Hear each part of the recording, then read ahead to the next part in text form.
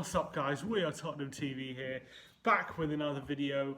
Got a bit of transfer news today. A lot of rumbles around the club. Obviously, we had Tangy Tuesday yesterday, which everyone's still very, very excited about.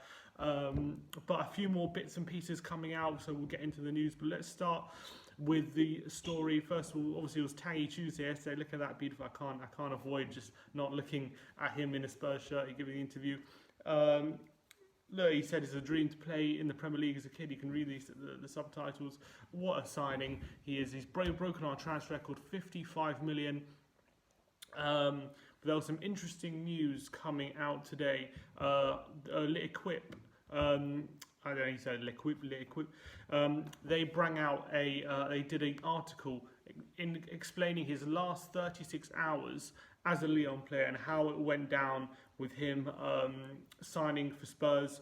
A few highlights of this article. Juventus at this point had multiple meetings with his entourage over several months, were on the verge of agreeing a contract with the player 5 weeks before Spurs eventually put themselves in the same position. What changed is that Juve asked for more time and Spurs took advantage. So this looks like it was a case of Tottenham really getting in there and sealing the deal before anyone else could really swoop in, because it was vital that Spurs got this deal wrapped up before any other club who were interested in Ndombele could kind of get their act together, because clearly, you know, Juventus were after Rabiot, Man City reportedly he was their second choice behind Rodri. So there were other, Man United also were credited with the late bid. So there's clearly evidence that other clubs were definitely after this player, but Tottenham stole a march, and he clearly was more than happy to join a club like Spurs. He's at the end of June, meetings in London occurred discreetly. Mauricio Pochettino, accompanied by his assistant and assistant Miguel D'Agostino, made a strong impression on Ndombele. Talked ambition, specific positioning, how he would be used, methods of work with no bullshit attitude. Ndombele was convinced. Pochettino said the following to the player: "I know that is going to be difficult, but I want to keep you as the Tangy that you are, the Tangy who pushes on, who breaks the lines." And that's exactly what we need from our centre midfielders, exactly what we need from Ndombele coming into the side. Defensively, he's clearly more than capable, more than competent, but I think what sets him apart is his all-round play. You've seen videos, you've probably seen him on Twitter, against Man City, one of the best teams in, obviously the best team in the Premier League, and look how he bosses out centre mid. He has the ability to play through balls as well. Look at his dribbling and ability to pick out a pass as well after twisting away from a few centre mids. And it's not like Man City's centre midfielders are any mugs, because they are some of the best in the business, and he makes them look like child's play at times. Look how good this guy can be. Really impressive. And this is exactly what Pochettino is talking about. This kind of stuff. Look, Barcelona away at the Nou Camp. Look how he plays. Really confident on the ball, not scared to take people on. Even look outside the 6-yard box, playing beautiful passes. This is a very exciting signing for Spurs, and he looks like the all-round package. The only thing I would say is the Lyon fan said who we spoke to said he lacks a bit of consistency against the smaller teams. He has to improve his mentality, but he's only 22, remember, so he's young. He has so much potential to grow, and you can see how he can play. Really impressive stuff. So that's what we got to look forward to for him. More on the L'Equipe article. In the meantime, Juventus, who signed Rabiot, continued to ask to delay. Man United also reached out to the player to request that he's given more time too, as he wanted to sort out Paul Pogba's situation first. So clearly United not sure what boat they were in. Maybe they wanted to get rid of Paul Pogba and then swoop in for Ndombele once that was sorted. But Spurs, luckily we weren't hanging around and we just got the deal sealed.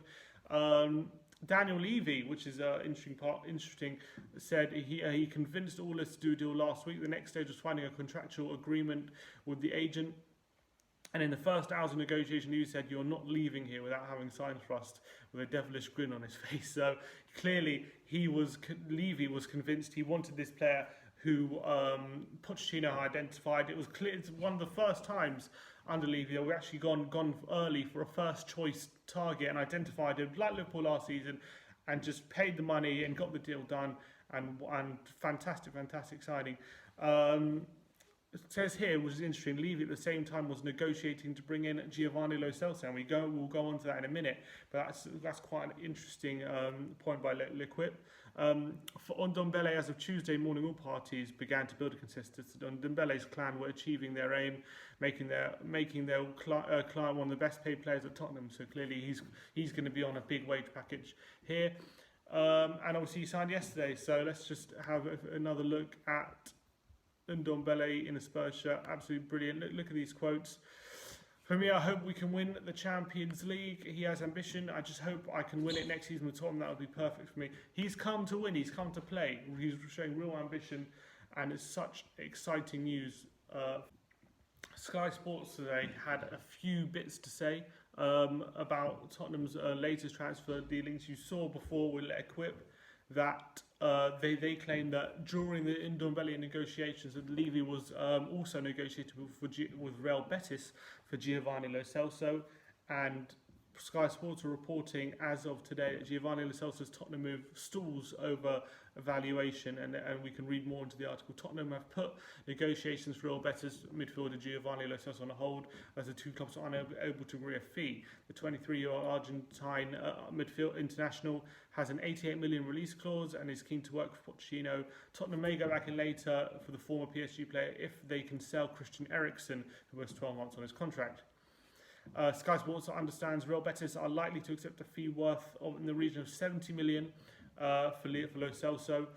So it's interesting. I remember I said once the Ndombele rumours were hotting up, and the Lo Celso rumours, I said I can't see us signing Lo Celso and Ndombele if we don't sell Eriksen. I can't see us spending 150 million on two players and not getting that at least 80 to 100 million that we're gonna get for Christian Eriksen. So this deal is still in the balance for me. I think Eriksen, it's a bit of those rumours are real going to and fro. 1 minute Madrid, 1 minute Madrid, want him again over Pogba because he's cheaper. Rumours that Eriksen's family are in Spain looking at houses. I mean, that could be absolute rubbish. Who knows? So the Eriksen one could ramble on. There was also reports that potentially Eriksen has reiterated again that he doesn't want to sign a new contract for Tottenham. So if that is the case, then Giovanni Lo Celso would be a good replacement. It's interesting that they say that they've put negotiations on hold while we negotiate a fee, because if we were negotiating while the Ndombele was going on, which means it implies that maybe we are prepared to sign both, and we are prepared to sign Lo Celso even before Eriksen leaves. That's going to be one that's going to ramble on, I reckon. I think Spurs are very interested in him. Obviously, he's playing in the Copa America, or he's just been knocked out last night by Brazil, but he was playing for Argentina in the Copa America. So maybe things will speed up now. He's going to be back. He did score in the quarter-final win. I think it was over Venezuela. So that was good. That was impressive, but by and large, he didn't have a great tournament, Lo Celso. He started the first 3 games, and then he ended up getting dropped because they needed more balance in midfield. So they sacrificed Lo Celso. So he probably would feel like he could have had a better tournament. Although he did show flashes. I did watch a few of the games, and he I think out of the midfield players he'd probably play. He was probably one of the more impressive. But Argentina didn't have a great tournament despite getting to the semi-finals. So expect this one to rumble on. I think I can't see this being done unless we sell Eriksen. So expect this to be parked until a deal for Eriksen can be agreed. Moving on though, they continue the article. It says, in terms of potential outgoings, Tottenham are yet to receive a formal offer for Toby Alderweireld, the 30-year-old Belgian centre-back. He has obviously a 25 million release clause for the remainder of July. After Spurs triggered his 12-month option in the contract. So AJ England, just before I approached that Alderweireld news, he said he is willing to stay and play under Pochettino. It will depend on what Spurs are offering him. If they offer him a 2-year deal, he will sign. So those two guys really need to be signed up and really need to be with us next season, that's for sure. In terms of Toby Alderweireld, no one bidding 25 million. He's only got another, he's got the month until the release clause is finished, and no one can sign him. But it's going to be, I don't know why no one's bid for him, because obviously we know how good Toby Alderweireld can be. Most people do, and where can he go? You know, I'm surprised in Barcelona, Real Madrid, Bayern Munich, they haven't been interested in his signature and haven't made a bid, considering, you know, they could do with him, I think, at the back, most of those signings. I can't see him going anywhere in the Premier League. Obviously, United last season, he nearly went there. That fell through. So I can't see him going to Man United now. I think it could well happen that, you know, given now we've signed Ndombele, I think they can see the ambition at Spurs. And I'm hopeful that him and Jan Vertonghen will both sign a new contract. We need both of them. But the fact that, in theory, you know, both their futures are seemingly still up in the air. They're nothing's 100% confirmed with either of them. You know, Jan Vertonghen's agent's talking about he might leave if Spurs can't agree a contract, because he said Spurs need to give him a 2-year deal. I'd give him that 2-year deal for sure. I would give him a pay increase. I think Jan Vertonghen was fantastic last season, one of our best centre-backs, and I think he deserves the money. He deserves a new deal. So why that hasn't been sorted out yet is beyond me. Hopefully they can get that done. But Toby Alderweireld, I think it's increasingly likely he looks like he's going to stay at Spurs, considering no one's bid yet. I think if a club really wanted him, they would have bid for him as soon as the release clause was activated. Seeing as it's 25 million, that's so low in this market for such a good player like Toby, who proved last season that his injury problems are behind him, playing most games for Spurs. Although he didn't have the best season, I think there are probably extenuating circumstances to our defensive play last season. And I think the Champions League, I think, was absolutely phenomenal. Him and Jan at the back. So we need them both. So why their futures are not sealed yet? Toby's I can understand, but Jan, I don't know why his contract hasn't been sealed yet. So let's get that done, Spurs. But Toby is interesting. Just interesting that no one has shown interest yet. Still a month left. But, you know, which teams would activate the release clause and he would go to and not sign a contract to Spurs? It's a tough one. I'm not sure. If they haven't done it yet, I'm not sure they will. So maybe it looks increasingly likely that Toby could be staying. So that's good news for us. Finally, there's a rumour from AS, who's a Spanish publication. They have claimed that Ceballos would be on loan for 1 year at Tottenham. Tottenham best placed. They say that it talks about a purchase option of 35 million euros. The player does not contemplate the option and wants an assignment for a season. So they're claiming that Dani Ceballos is very close to completing a loan move to Spurs. Nothing much in the English media, which probably tells you that it's not as close as they're saying. AS have a very mixed record, but Dani Ceballos has just been at the Euro Under 21 tournament. He's been bossing out there. It's the second time in a row I think he's going to get player of the tournament. I think he's been absolutely fantastic in that tournament, and he's a real player who hasn't made it at Madrid, but I think if you give him playing time, he could really be a massive asset to him. But again, this could be another player who nothing really happens unless we sell Eriksen. I think this is more of a case of he could come on loan potentially in a deal which would see Eriksen go to Real Madrid. I think that's the most likely option.